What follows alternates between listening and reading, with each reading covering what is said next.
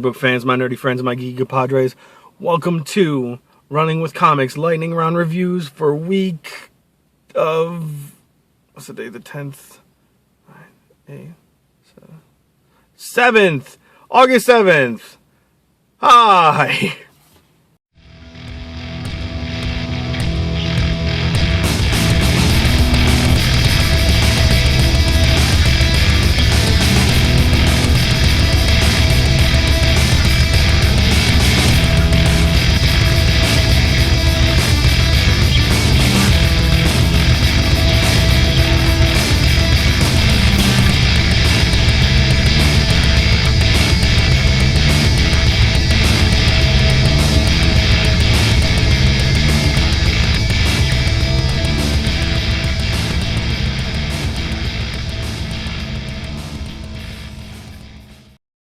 Okay, so we're a little bit backwards this week. Usually I do my haul videos in my car and my lightning round reviews in my house, but it's opposite week this week apparently. So I'm gonna run through some of the books, actually all of the books I read this week, and yeah, you'll see what I think about them.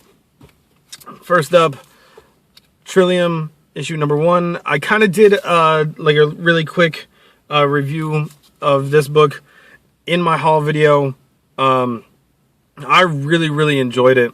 I think Jeff Lemire's writing is amazing, and his art is like just kind of like really quirky but cool. So I really like that. And one thing I really enjoyed about this book is like the setup of the actual physical book, where you read half of the story this way and then you flip it over and you read the other half. I thought that was really cool, especially telling the two different stories, and then in the middle they combine. I thought it was perfect. Really excited to see what happens with this, with the two characters from two different times, and seeing how they begin to interact together, you know, as the story progresses. Really enjoyed this one. Very much in the running for book of the week this week. Really enjoyed it. Next, Swamp Thing, issue 23. Yeah, issue 23. This is the end of the Whiskey Tree mini like storyline, the 2-issue arc. This one was very interesting, the way everything went down. You know, John Constantine kind of being the self-proclaimed king of the town. He pretty much takes over, tells people what they can do, and comes up with a plan to take over the whole of Scotland, really. And I'm not going to tell you what happens, but I can't wait for issue 24 of Swamp Thing, because he doesn't die. So that can give you kind of an idea. It's really cool. I really like... Well, actually, I just remembered, 24 is Villains Month. So that's the Arcane villain issue. So in the issue after that, it'll be really interesting what's going on with the Cedar, and how that's all going to play out. Really good read. Swamp Thing is always one of my favorite books to pick up every month, and I really enjoy the hell out of it. Green Lantern issue 23. It was alright. Just alright. I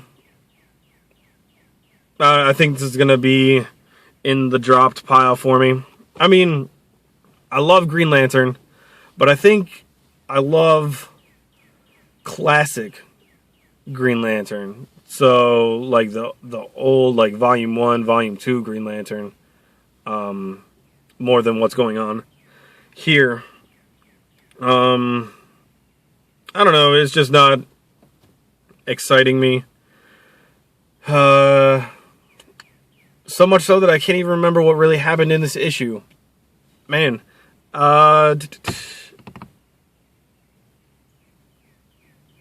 yeah, whatever. Pretty much, I'm kind of done with it. The storyline just isn't.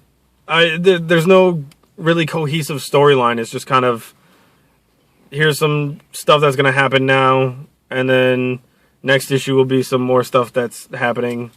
And I mean, the way it's going with 23 to 24, that's a cohesive storyline, but it's still just, I just don't care all that much, and it's gonna get way more involved in other stuff that I don't care about, so I'm done with it. On the other hand, we have 10 grand. This is issue number 4 already, and this book is fantastic. One thing that I really liked about this one, I'm actually going to show you because I think it's phenomenal, is the art in this book. The use of light and dark in this. I will show you this one splash page here. Like that to me is just amazing. Like the use of this is a spirit that he's gone to talk to find out what's going on with his wife, who is an angel. In issue 3, she got taken by I think there were just some demons and dragged to hell. He's trying to find out what happened to her because he can't summon her like he usually does. So he goes to this place that burned down where this girl killed herself and communes with her to find out what's going on. And she tells him that pretty much there's a hole in heaven where his wife used to be. So he kind of gets that. I'm not giving away too much because that's like this is the first half of the book. There's a lot more that happens, but this art I think is fantastic. Like the use of white here to draw the spirit, I think it's amazing. 10 grand. If you're not picking it up, go back and pick up, if you can, issues 1 through 4 now. Issue 1, this series is kind of going the way of 5 Ghosts for me, in the way that the first issue didn't really excite me all that much, but the more I read, the more and more I like it. The first issue felt very much like a cross between the show Supernatural and the movie Constantine. It didn't feel new or fresh or anything like that, but as the story has progressed, it's gotten very compelling, and I really, really enjoy it. And big thank you to the Hulk's Big Toe for kind of pushing me into buying issue number 2 and keeping me on the series. It's really great. My second number 1 of the week this week, Sidekick number 1. Wow. This was not entirely what I thought it was going to be. Like, I knew it was going to be obviously a story about the Sidekick here, but it's his slow descent into the criminal world, kind of, and dealing with being a sidekick whose hero has gone away, or he died. He got shot, and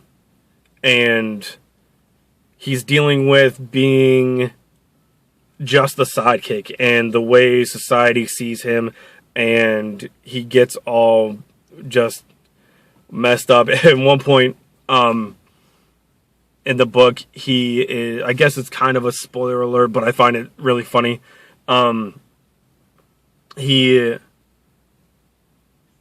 His name is Flyboy, so he flies, and he flies down to this prostitute working, and he's like, "You're a prostitute," and he was like, you know, trying to be all superhero, and ends up getting oral sex from the prostitute in order for him not to like jail her. I thought that was kind of funny and very much in the way a Sidekick would act, I think, in his given circumstances. It goes on, like, it's kind of depressing, but I liked it so much because it's like a different kind of, it's a different story. Like, it's not, you know, it's not Robin and Batman, you know, fighting together side by side. You know, it's this dude who just, like, life started sucking for him really bad, and he doesn't know what to make of it, and he doesn't know what to do with the rest of his life. So I thought, I really, really liked it. That was a good one. Next, Superior Foes of Spider-Man issue 2. This continues with the story of Boomerang and his Sinister Six, but it's only 5. You know, they're waiting for that big score, and they just don't seem to get it. And wow, it really sucks to be a villain. Like, this is a really good story. It's really funny. I really enjoyed the first issue much more than the second one. But I think I kind of want to stay on it because it's different. You know, I do already pick up Superior Spider-Man, and I'm trying to stay away from picking up doubles of superheroes. Like, I don't want 2 Batman books. I don't want 2 Spider-Man books. But I don't really consider this a Spider-Man book. I consider this a villain book. So I'm going to stick with it. I think it's really great. Really, really funny. Nick Spencer writing it. His writing is always fantastic. I don't think I've come across a book of his that I don't like yet. And he just does a really, really cool job at creating this universe of, like, just villains, you know, and how bad life sucks for them sometimes. It was really, really funny. I really enjoyed it. Next we have Sheltered number 2. This one might be on the drop list as well. It was still cool. It's just, like, I don't feel like it's... Like, I feel like I can predict it too much. And I want something that's going to surprise me. The art, again, I'm not super stoked on. It was decent, but it didn't, like, really do much for me. The story picks up where the kids kill off all their parents, and these 2 girls they're not in on the plan, and it kind of goes from there. There's this, I think the kid's name is Lucas. He's like the leader, I guess, of the kid revolution. They don't call it that in the book. It's just some, like, best way to describe it. I don't know. I don't know. It was good. It's just not. Like I said, I just felt it was a bit too predictable. So I might give it one more shot, because I usually give books three issues before I completely drop them. 3 issues or more, but I don't know. Just, I'm iffy on it still. Next, Superior Spider-Man issue 15. This one, you know, with all the talk of everybody saying that they're going to drop it, I kind of started swinging that way, and, like, feeling like I might drop it. It's really hard. It would be really hard for me to drop this book, even if this issue was bad, but this issue was great. It got back to the stuff that I wanted to see, like how Otto Octavius is dealing with Peter Parker's life, not just Spider-Man. So it gets back to, you know, Mary Jane saying that Peter hasn't even come to see her since the place burnt, since her restaurant burnt down, or her bar burnt down, or club, or whatever it was. It gets back to, you know, Doc Ock going back to school to get a proper PhD for Peter. It goes back to his job, and it has a lot to do with Hobgoblin here, like you see. This was a fantastic issue. I really, really enjoyed it. Even the art wasn't entirely that bad this issue. I do have a few things that I could pick on that did kind of bug me. At one point, somebody was folding their hands and the fingers were intertwined, and it looked terrible. but it wasn't that bad. I like the way that Ramos draws Hobgoblin. I think he does a really good job at that. But yeah, this, it's funny. Since the beginning of this book, every issue that I feel like I'm about to drop it, I get just one more to give it another try, and it just is fantastic. And I get to the point where I'm not going to drop it ever. So I'm not even thinking about dropping this title. I know a lot of people are, but it's just good. I've been on since issue 1. It's just good. I think it's fantastic writing. Dan Slott is doing a tremendous job. I think he's doing a lot of kind of what everybody wants, I think, except for bringing Peter Parker back. I know everybody wants Peter Parker to come back. Myself, personally, I don't want him to come back, like, anytime soon whatsoever. But this was really, really good. I would say that's in the running for Book of the Week as well. Next, another one in the running for Book of the Week, Helheim, issue number 6. This is the end of the first miniseries. It was great. It was really great. It felt a little bit rushed, but I kind of feel like that's is just the tempo of this book has always been really quick to me. It's always felt very, very fast-paced in every issue. But the ending of this is fantastic.